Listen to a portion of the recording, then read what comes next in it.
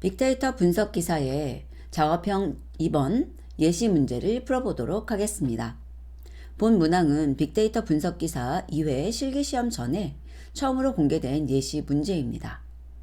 자, 문제 보시면 아래는 백화점 고객의 1년간 구매 데이터이다 라고 나오고요. 파일을 보시게 되면 두 가지로 구분이 되는데 하나는 Y 데이터고 또 다른 것은 X 데이터죠. 자, 이때 y_train이라고 하는 CSV 파일은 고객의 성별 데이터로 학습용이라고 되어 있고, 이번에 보시면 x_train과 x_test가 있는데 고객의 상품 구매 속성으로 학습용인 그리고 평가용으로 되어 있습니다. 자, 여기에서 train이라고 붙어 있는 이 CSV 파일은 여러분께서 학습과 그 학습에 대한 평가로 사용을 하시는 거고요. 여기 x_test는 제출용 데이터 생성에 사용하는 파일입니다. 그리고 데이터 형식 및 내용을 보시게 되면 ytrain.csv가 3,500명의 데이터다 라고 되어 있는데, 자, 여기 id 들어있고요. 그 다음에 gender라는 것이 들어있죠. 그래서 여기에 id 보시게 되면 0부터 시작하는 일련 번호인 걸 확인할 수 있고요. gender는 0 또는 1에 남자 또는 여자를 나타내는 숫자가 들어있는 것을 볼 수 있습니다. 자, 그리고 여기 꼭 확인하셔야 되는 것이 0번이 여자, 1번이 남자. 그래서 0과 1이 무엇을 의미하는 것인지 반드시 체크해 두시고요. 그 아래 보시게 되면은 X-train CSV와 X-test CSV가 있는데, X-train은 Y-train하고 똑같이 3,500명의 데이터고요. X-test는 제출용 데이터인데 2,482명인 것을 확인해 주시기 바랍니다. 그래서 나중에 제출용 데이터를 만들 때 반드시 2,482명 데이터 맞아야 되죠. 자, 그리고 여기 Ytrain 데이터 보시면 고객의 아이디인 아이디 정보 있고 총 구매액과 최대 구매액, 환불 금액부터 구매 주기까지 다양한 정보가 있는 것을 볼 수 있습니다. 자, 그래서 고객 3,500명에 대한 학습용 데이터를 이용해서 성별 예측 모형을 만든 후 이를 평가용 데이터를 적용해서 얻은 2,482명 고객의 성별 예측값, 특히 남자일 확률을 CSV 파일로 생성해서 제출을 하라라고 되어 있습니다. 자, 그래서 아래 보시게 되면 여기에 커스터머 아이디 3,500번부터 시작을 하고 있고요. 그 다음에 젠더 같은 경우 여기 남자의 확률이 같이 저장되어서 CSV 파일로 생성해서 만들어져야 되는 내용을 보이고 있고요. 유의사항 보시면 성능이 우수한 예측 모형을 구축하기 위해서 적절한 데이터 전처리나 피처 엔지니어링, 분류 알고리즘의 사용과 초매개 변수 최적화, 앙상블, 모형 앙상블 등이 수반되어야 된다라고 나와 있습니다. 자, 그러면 이제 여러분께서 이 파일을 받고 어떤 것을 학습에 사용할 것인지 또 어떤 것을 제출에 사용할 것인지를 정확하게 구분할 수 있으셔야 합니다. 그리고 여기에서는 성별을 분류하는 것이기 때문에 분류 알고리즘을 사용하셔야 되는 것이죠. 자, 그러면 데이터를 가져와서 풀어보는 것을 해보도록 하겠습니다. 자, 여기 보시면 제가 제 GitHub에 파일을 업로드 해놨고요. 그것을 다운로드 받아서 쓰는 방법입니다. 실행을 하시게 되면 이렇게 빅데이터라고 하는 폴더가 생성이 되고 그 아래에 X-test, X-train, 그리고 Y-train CSV가 있는 것을 볼 수 있습니다. 그리고 이것을 로컬에서 사용하고 싶으신 분들은 여기 다운로드 받아서 사용을 해주시면 되겠습니다. 자, 그리고 가장 먼저 해야 되는 작업은 임포트 작업이죠. 판다스 도구를 PD라는 이름으로 등록을 해주고요. 지금 시험 환경이 콜앱이 아니기 때문에 여러분들이 이 정도 내용은 좀 암기해서 가시면 좋을 것 같은데요. 프린트를 이용해서 여러분들이 이제 출력을 하실 거예요. 지금 콜앱에서는 객체 이름만 주어서 출력하는 것을 제가 자주 했는데 출력이 좀 예쁘게 보이기 때문이고요. 이제 시험 보러 가시게 되면은 그런 환경이 아니어서 다 프린트를 이용해서 출력을 해 주셔야 돼요. 그때 맥시멈으로 보여지는 행해수 또 열애수를 이렇게 임의로 지정을 해 주시는 것이 필요합니다. 내용이 생략돼서 보이지 않으면 확인할 수가 없으니까요. 그래서 특히 이 컬럼 수 같은 경우는 데이터에서 주어진 컬럼의 수가 있죠. 그 컬럼보다 크게 해주시는 것이 필요합니다. 그리고 출력에 플로트 타입에 대한 포맷 지정은 필수는 아닌데요. 소수점 아래 너무 많은 것이 보이면 또 힘드니까 소수점 아래 4개까지 정도 필요하다면 조금 더 5개라든지 이렇게 변경하셔도 될 것 같은데요. 이렇게 좀 지정을 해서 너무 길지 않게 보이도록 하겠습니다.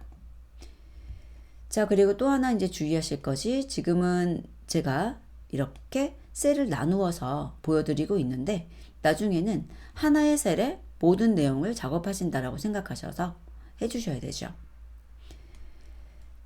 자, 그래서 먼저 임포트 하고요. 그 다음에 데이터를 가져오는 작업을 하는데 그냥 이렇게 하나의 셀에다가 계속 작업한다고 생각하시고 해보시면 좋을 것 같아요. 그리고 중간중간 확인하는 출력문이라든지 이런 것들은 나중에 주석으로 막아두시고요. 자, 그러면 데이터를 가져와 볼게요. 저는 이름을 이제 너무 많이 주게 되니까 사실 이름 지을 때 너무 힘들더라고요.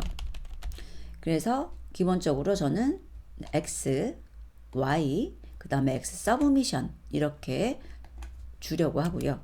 여러분들도 여러분들이 원하는 이름을 하나 만들어 보시기 바랍니다. 그 다음에 가져오기 위해서 PD에 read CSV 그리고 파일의 이름을 주시게 되는데 여기에 보게 되면 X테스트, X트레인, Y트레인 이렇게 3개가 빅데이터라고 하는 폴더 속에 들어있죠. 그런데 이제 시험 환경에서는 이 이름이 아니에요. 폴더가 없을 수도 있고요. 자, 그러면 거기에 맞춰서 경로와 그리고 파일의 이름을 주시라는 거죠. 자, 그리고 이 파일에는 사실 한글이 들어있기 때문에 엔코딩 방식이나 이런 것들이 문제가 되는데 여기 보면 유니코드, 디코드 에러라고 나죠. 그래서 여기는 엔코딩이라는 것을 별도로 지정하셔야 돼요. 문자셋이 달라서 발생하는 것입니다. 그래서 엔코딩에 대해서 이럴 때 CP949로 한번 바꿔볼게요. 그리고 X.head 해가지고 2개만 출력을 해보려고 합니다. 그리고 실행을 하면 올바르게 보여지는 것을 볼 수 있고요. 프린트를 하게 되면 확실히 예쁘진 않죠. 자, 그리고 이번에는 Ytrain인데 복사를 해서 가져올게요. 그리고 복사해서 사용하실 때는 정말 조심해 주셔야 되는 게 뭐냐면 이제 이런 부분들을 잘 고쳐야 되죠. 그리고 이 Ytrain은 사실 엔코딩이 CP949를 안 해도 가져옵니다. 그리고 여기 출력하는 부분도 잘 고치셔야죠. 이런 식으로요. 자, 그리고 X 테스트 그리고 얘도 여기에 있는 X 트레인하고 동일한 형식이기 때문에 엔코딩을 CP949로 넣을 거고요. 그리고 X 서브미션 실행을 해서 확인하면 이렇게 잘 보이는 것을 확인할 수 있고요. 여기 아이디가 0번부터 시작되고 여기는 3500번부터 하나씩 증가하는 것을 볼 수 있습니다. 자, 그래서 이렇게 데이터를 가져왔는데요. 이제 여러분들 같은 경우는 이게 계속 작업하시고 보고 얘는 주석치하고 그 다음에 얘도 마찬가지로 이 뒤에 이제 들어갈 거고 확인하고 주석치하고 이런 식으로 작성을 해달라는 이야기입니다.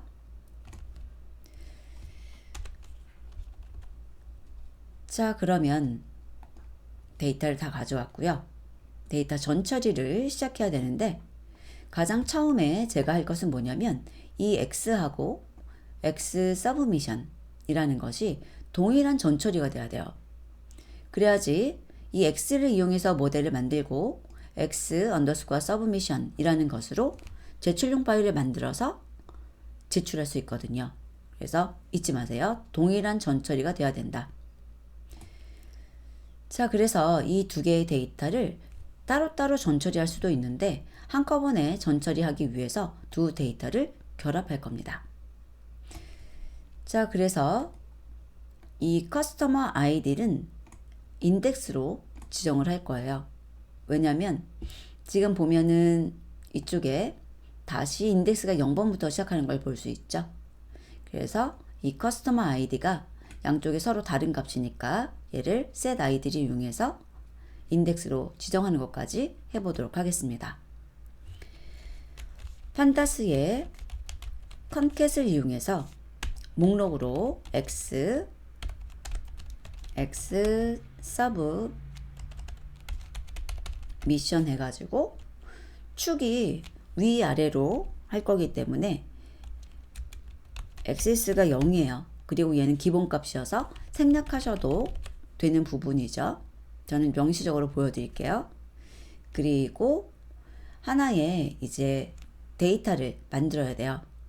그래서 얘를 갖다가 지금 이름을 줄 텐데 df로 주도록 하겠습니다.